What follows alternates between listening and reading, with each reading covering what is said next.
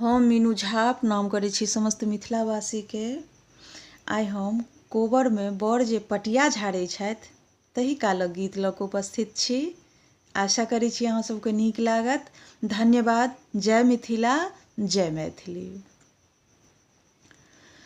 माई हे पटियो ने झाड़थी इहो दुल्हा, माई हे पटियो ने झाड़थी इहो दुल्हा। सखी हे ताकतो न छानी कनिको हिनका, सखी हे ताकतो न छानी कनिको हिनका।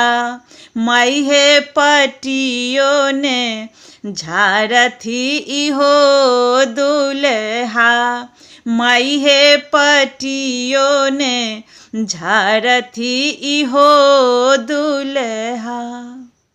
माई हे दुल्हा के माई बड़ ढहलेल, सखी हे दुल्हा के माई बड़ ढहलेल।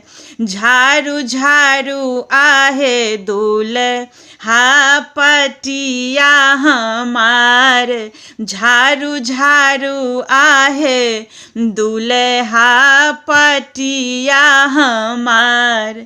सखी हे पटियो ने झाड़थी इहो दुल्हा।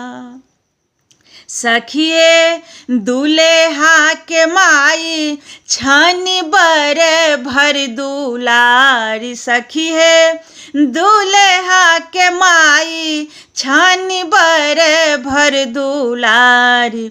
जाऊं दुल्हा फेकथनी पटी झट झार, जाऊं दुल्हा फेकथी पटिया झट झार।